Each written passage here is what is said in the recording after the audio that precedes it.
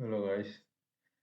കുറച്ച് ഡൗട്ട്സ് കുറച്ച് പേര് റീച്ച് ഔട്ട് ചെയ്തായിരുന്നു. അപ്പൊ എനിക്ക് തോന്നി ഞാൻ കുറച്ച് കാര്യം സ്കിപ്പ് ചെയ്തതിൽ എല്ലാവർക്കും ചെറിയ ചെറിയ ഡൗട്ട്സ് ഉണ്ടാവുന്നു. ഈ ഡൗട്ട്സ് കുറച്ച് കോമൺ ആവാൻ ചാൻസ് ഉണ്ട്. അതുകൊണ്ട് തന്നെ ഞാൻ ഇപ്പൊ ഒരു വീഡിയോ ഇടാന്ന് വിചാരിച്ചത്. എല്ലാവരും ആദ്യം ചോദിച്ചത് ഇതിന്റെ സേവ് ബട്ടൺ എവിടെയാണെന്നാണ്.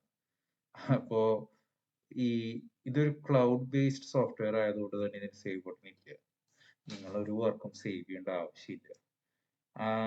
നിങ്ങളുടെ എല്ലാ വർക്കും ഓട്ടോമാറ്റിക്കലി സേവ്ഡ് ആണ്. അപ്പൊ നിങ്ങൾ വിചാരിക്കും നിങ്ങൾക്ക് എത്ര അൺഡു ചെയ്യാൻ പറ്റും. നിങ്ങൾക്ക് അൺലിമിറ്റഡ് ആണ് അൺഡു.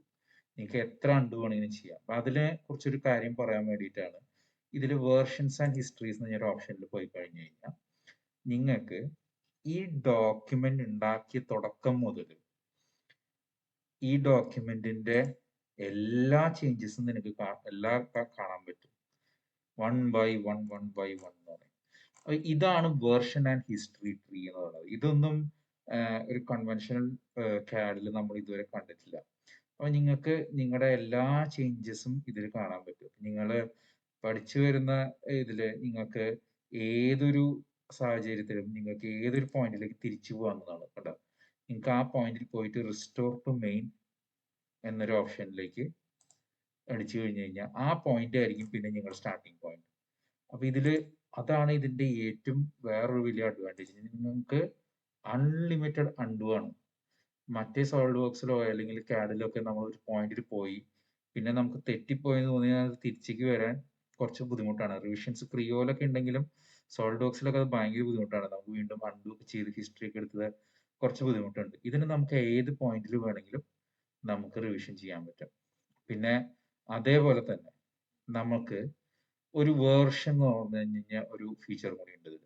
അതായത് നമുക്ക് ഈ ഒരു വേർഷൻ ആൻഡ് ഹിസ്റ്ററി ട്രീയില് നമുക്ക് ഇവിടെ വന്നിട്ട് ക്രിയേറ്റ് വേർഷൻ എന്നടിച്ചു കഴിഞ്ഞു കഴിഞ്ഞാൽ അത് വേർഷൻ എന്ന് പറഞ്ഞു കഴിഞ്ഞാൽ ഇറ്റ് ഇസ് ഒരു ടൈം, അതായത് ഇത്ര സ്റ്റെപ്സിന് ശേഷം നമ്മൾ ഉണ്ടാക്കുന്ന ഒരു വേർഷൻ. അതൊരു ടൈം സ്റ്റാമ്പ് ആണ്. ഞാൻ ആ ദിവസം ഇത്രയും ചെയ്തിട്ട് എത്തിയ ഒരു സ്റ്റെപ്പാണ് വേർഷൻ. വേർഷൻ ചെയ്യണം, നിങ്ങൾക്ക് സേവ് ചെയ്യാൻ വേണ്ടിയിട്ട് വേർഷൻ ചെയ്യണമെന്ന് ഒന്നുമില്ല. നിങ്ങൾക്ക് എപ്പോ നിങ്ങളുടെ ഡിസൈനിന്റെ ഒരു സ്റ്റേജിൽ നിങ്ങളൊരു നല്ലൊരു പോയിന്റിൽ എത്തി, അല്ലെങ്കിൽ അതൊരു വേർഷൻ ആയിട്ട് കൺസിഡർ ചെയ്യണം എന്നൊരു പോയിന്റിലേക്ക് എത്തി എന്ന് തോന്നുമ്പോൾ മാത്രം നിങ്ങൾക്ക് വേർഷൻ ക്ലിക്ക് ചെയ്താൽ മതി. ഞാനിപ്പോ ഈ ഒരു വേർഷനിൽ എത്തി, ഞാൻ കേസ് ഒക്കെ ഉണ്ടാക്കി, എനിക്ക് തോന്നി ഓക്കെ ഇനി ഇവിടുന്ന് വേർഷൻ V1 അടിച്ചിട്ട് എന്തെങ്കിലും ഒരു പേര് കൊടുക്കാം, ഡിസ്ക്രിപ്ഷൻ കൊടുക്കാം, അതൊക്കെ നിങ്ങളുടെ ചോയ്സ്. ക്രിയേറ്റ് ചെയ്ത് കഴിഞ്ഞു കഴിഞ്ഞാൽ നിങ്ങൾക്ക് ഇപ്പൊ തന്നെ മനസ്സിലാവും നിങ്ങൾ ഇവിടെ ഒരു V1 എന്നുള്ളൊരു വേർഷൻ ഉണ്ടാക്കി. ഈ വേർഷൻ ഉണ്ടാക്കിയതിന്റെ ഏറ്റവും വലിയ ഗുണം എന്താന്ന് പറഞ്ഞു കഴിഞ്ഞാൽ നമുക്ക് ഇപ്പൊ ഒരാള് പറയാണ് എനിക്ക് ഈ ഒരു മോഡലിന്റെ ഈ ഒരു നമ്മുടെ ഇയർബഡ്സിന്റെ ഈ മോഡൽ ഒരു 10 തരം ഡിസൈൻ എനിക്ക് പ്രോട്ടോടൈപ്പ് ചെയ്ത് നോക്കണം ഡിസൈൻ സെക്ഷനിൽ. ആ സമയത്ത് ഞാൻ ഓരോന്നുണ്ടാക്കി 10 എഞ്ചിനീയേഴ്സ് ഉണ്ട്. എനിക്ക് 10 എഞ്ചിനീയേഴ്സിനെ വെച്ചിട്ട് 10 ഡിസൈൻ എനിക്ക് പരീക്ഷ അറ്റ് എ ടൈം. അപ്പൊ ആ സമയത്ത് എന്റെ കയ്യില് ഒരേ CAD ആണെങ്കിൽ എല്ലാവർക്കും ലൈസൻസും ആ ഒരു ഇഷ്യൂ ഉണ്ട്. അതായത് എല്ലാവർക്കും ഒരുമിച്ച് വർക്ക് ചെയ്യാനുള്ള ഒരു ബുദ്ധിമുട്ടുണ്ട്.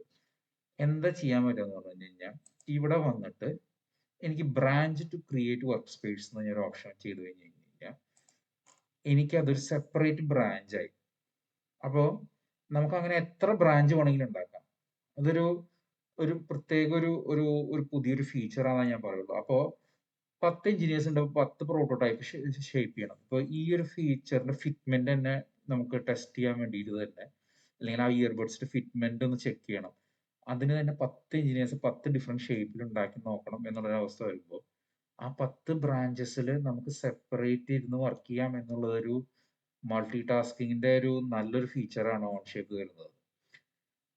അപ്പോൾ ഇതിനെയൊക്കെ കുറിച്ചൊക്കെ നമുക്ക് ഡീറ്റെയിൽ ആയിട്ട് നമുക്ക് ഓരോരോ ഇതിൽ പഠിച്ചു വെക്കാം. പക്ഷെ ഈ ബേസിക് കൺസെപ്റ്റ് മനസ്സിലാക്കി വെക്കുക എന്നുള്ളതാണ് നിങ്ങൾ ഇപ്പോൾ അറിഞ്ഞു വെക്കേണ്ടത്. അതായത് നിങ്ങൾക്ക് ഇപ്പോൾ 2 പേര് 3 പേരൊക്കെ അറ്റ് എ ടൈം ഒരു പ്രൊജക്റ്റിൽ വർക്ക് ചെയ്യുന്നുണ്ട്.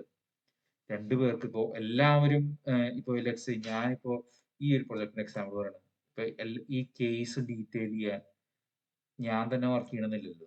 അതിനൊരു ബേസിക് ഫ്രെയിം വർക്ക് ഉണ്ടാക്കി കൊടുത്തിട്ട് നമുക്ക് വേറൊരാൾ എഞ്ചിനീയർ കേസിൽ വർക്ക് ചെയ്യാം, വേറൊരു എഞ്ചിനീയർ അറ്റ് എ ടൈം ഇതിന്റെ ബഡ്സിൽ വർക്ക് ചെയ്യാം, വേറൊരു എഞ്ചിനീയർ ഇതിന്റെ ഇലക്ട്രോണിക്സിൽ വർക്ക് ചെയ്യാം. അപ്പൊ അങ്ങനെയൊക്കെ അറ്റ് എ ടൈം എത്ര അൺലിമിറ്റഡ് ആയിട്ട്, അതൊക്കെ നിങ്ങളുടെ പ്രൊഫഷണൽ അപ്ഗ്രേഡിലൊക്കെ വരുമ്പോൾ അത് അൺലിമിറ്റഡ് ആയിട്ട് എത്ര എഞ്ചിനീയേഴ്സിന് വേണമെങ്കിലും വർക്ക് ചെയ്യാൻ പറ്റുന്ന പ്ലാറ്റ്ഫോമാണ് ഓൺഷേപ്പ്.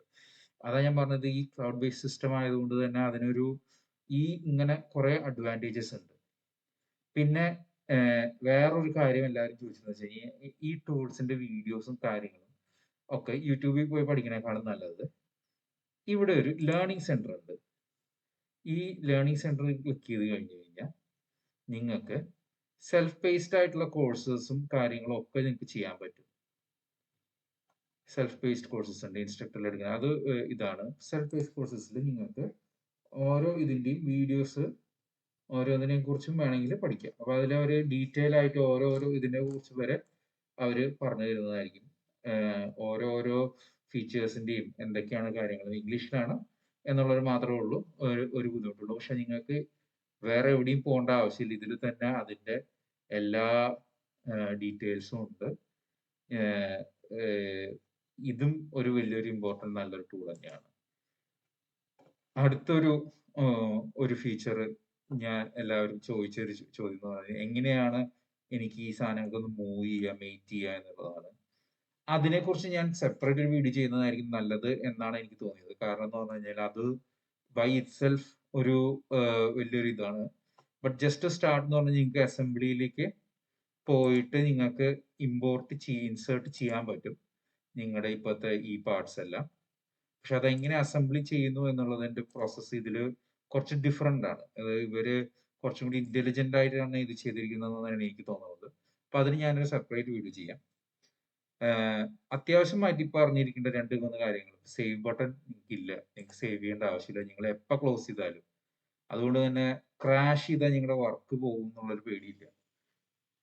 ഇൻ കേസ് ഈ സെക്കൻഡിൽ ക്രാഷ് ആണെങ്കിൽ ആ സെക്കൻഡ് വരെ ചെയ്തത് ഓട്ടോമാറ്റിക്കലി സേവ്ഡ് ആണ് ഇന്റർനെറ്റിന്റെ, as long as you are working online. അപ്പോൾ ഇന്റർനെറ്റ് കണക്ഷൻ ഉണ്ടെങ്കിൽ നിങ്ങൾക്ക് ഇതാണ്. ഇന്റർനെറ്റ് കണക്ഷൻ ഇല്ലെങ്കിൽ അപ്പൊ തന്നെ ഒരു എററും കാണിച്ചു തരും, പുവർ കണക്ഷൻ എന്ന് കാണിച്ചും തരും, ഇതും ചെയ്തു തരും.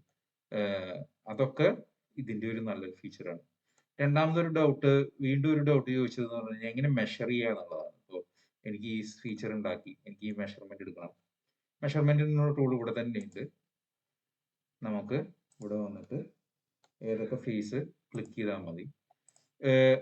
വേറെ ഒരു ബട്ടണും ഞെക്കി പിടിക്കേണ്ട ആവശ്യമില്ല.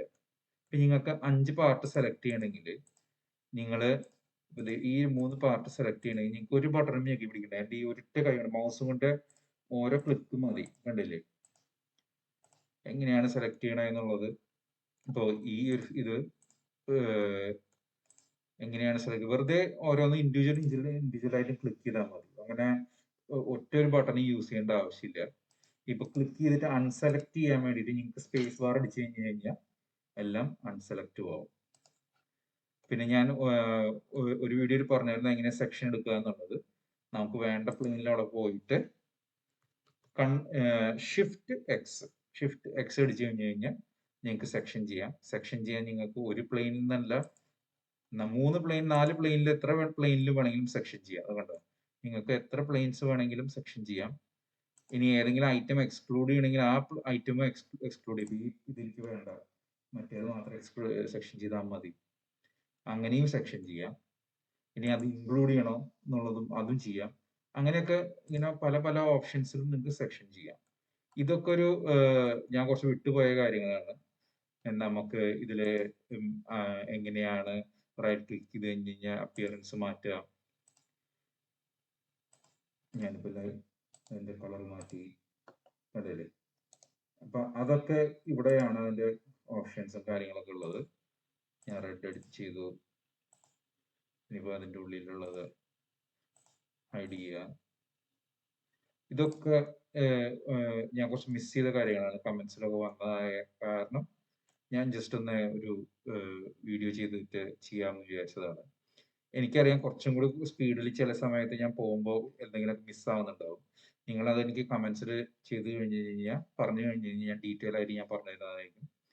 അല്ലെങ്കിൽ ഇപ്പൊ നിങ്ങൾക്ക് എന്തെങ്കിലും സെർച്ച് ചെയ്ത് കണ്ടുപിടിക്കണമെങ്കിൽ ഓൺഷേപ്പിന്റെ കമ്മ്യൂണിറ്റിയിൽ തന്നെ പോയി സെർച്ച് ചെയ്യുക, അല്ലെങ്കിൽ എനിക്ക് എന്തെങ്കിലും മെസ്സേജ് ചെയ്താൽ മതി, ഞാൻ അതിന് നിങ്ങൾക്ക് ഇത് ചെയ്യാം. അങ്ങനെ അപ്പോ ഈ ട്യൂട്ടോറിയലും ഹെൽപ്ഫുൾ ആയെന്ന് വിചാരിക്കുന്നു. എന്തെങ്കിലുമൊക്കെ മിസ് ചെയ്യുന്നുണ്ടെങ്കിൽ പറയുക, ഞാനത് ഒക്കെ അപ്ഡേറ്റ് ചെയ്യാം. എന്തായാലും സബ്സ്ക്രൈബ് ചെയ്യാൻ മറക്കണ്ട, കമന്റ് ചെയ്യാനും മറക്കണ്ട. നിങ്ങളുടെ ഫ്രണ്ട്സിനോടൊക്കെ റെക്കമെൻഡ് ചെയ്ത് എല്ലാവരും ലേൺ ചെയ്യുകയാണെങ്കിൽ എല്ലാവർക്കും വളരെ നല്ലൊരു അഡ്വാൻറ്റേജ് ആയിരിക്കും എന്ന് എനിക്ക് തോന്നുന്നു. എസ്പെഷ്യലി കോളേജ് ടൈമിലൊക്കെ ഇതൊക്കെ പഠിച്ചു കഴിഞ്ഞ് കഴിഞ്ഞാൽ നിങ്ങളുടെ ഫ്യൂച്ചറിൽ നിങ്ങൾക്ക് കുറച്ചും കൂടി എളുപ്പത്തിലൊരു ജോലി ലാൻഡ് ചെയ്യാനൊക്കെ യൂസ് ചെയ്യും. അത് കാരണം stay in touch, happy learning.